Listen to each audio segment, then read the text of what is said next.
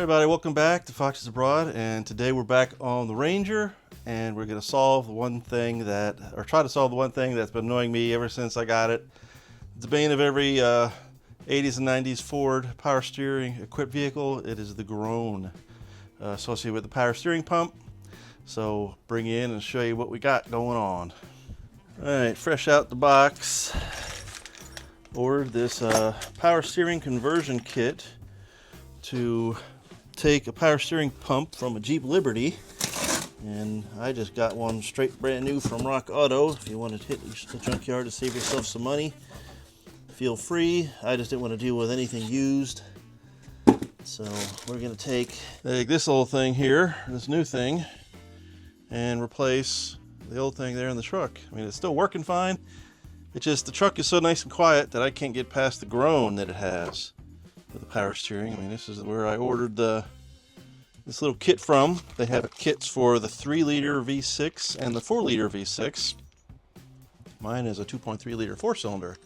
They don't sell a kit directly for that truck, but I contacted the moderator, the owner, and he said that the one for the 4-liter is what you want. That's what I ordered, and we're going to get after it here this afternoon. I get this thing installed, see how long it takes. Comes with nice color printed instructions. I don't know why I didn't go to black and white yet, but so I'm going to get after this, and I'm pretty much going to show you guys the before and after. You guys can go on their website, you can see the instructions for yourself, and I'm just going to show you the end result. So I will be back with this at the end. Unless I find anything a little more peculiar, I'll record some more video. Yeah, I'll bring you back in a little bit while. 2 hours later. Alright, all buttoned up. Here's the bits you got to saw off your bracket. It's kind of different for the 2.3, but if you look at where the instructions are, how to modify it for the other bracket, you'll kind of see what you still need to use. We'll take you over to the truck in a second, how to put the plate on the remaining 2 bolts on the inside most, and you figure out how to make it work. It's not too hard to figure out. You won't need any of the washers that come with the kit because there's not enough thread engagement into those plates if you use them. So I use red Loctite. When I cinched it all up, it doesn't really give any torque specs, but you have to use your judgment on that. And the one big scary thing when I finally got it going is he started it up, went to turn the wheels, and it was like the steering wheel was locked. And there is a note here in the instructions about it, saying about how the tolerances are tight for like the pressure release spring, but I'm not sure if that's true or not, because it just seemed like there wasn't any fluid down to the pump itself, because you could spin it over by hand with the pulley itself when you disconnect the belt again, and you could tell there was like nothing there. It was just like a bearing spinning. So I did start it up, I had to rev it real high, and I think it flings out the veins in this style pump. I don't know if there's like a preservative on them or something. So once I revved it up high enough, it flung the veins out. You saw some bubbles from the reservoir start to come up, and then from then on out the steering worked just fine. So there's the old pump and stuff, just drain it out so I can put it in storage. I mean, it still works, it's just a little noisy. And we'll get you a start here and show you what it sounds like.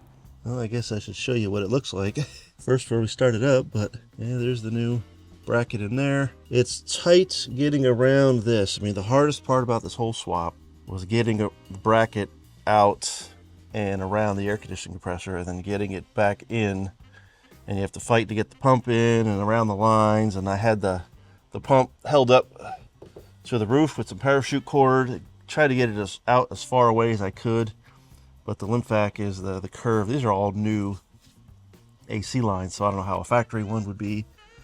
Probably similar, but just fighting to get that bracket twisted and in here and in and out of here. But I did put a new power steering pump hose on it, because my original one was a bit crusty. They're only like 25 bucks or something at Rock Auto, so I thought it prudent to put one on here.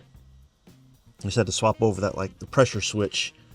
I guess whenever you do turn the wheel, it tells the computer that, hey, it's requiring a bigger demand from the engine to turn the pump over, so it just ups the idle a little bit while you take the turn. But that was easy enough.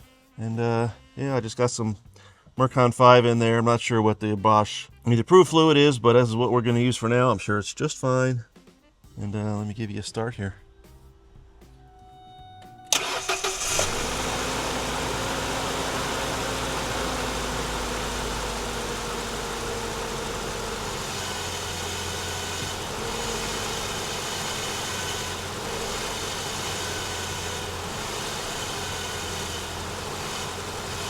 like no noise I can tell from inside the cab.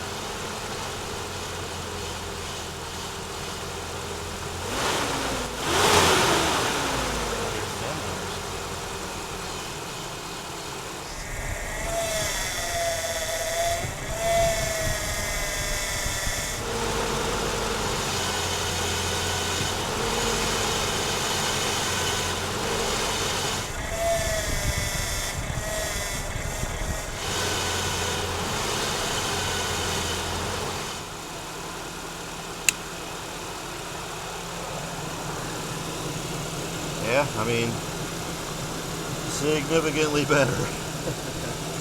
How quiet the rest of the truck is, the power steering pump just really let it down before.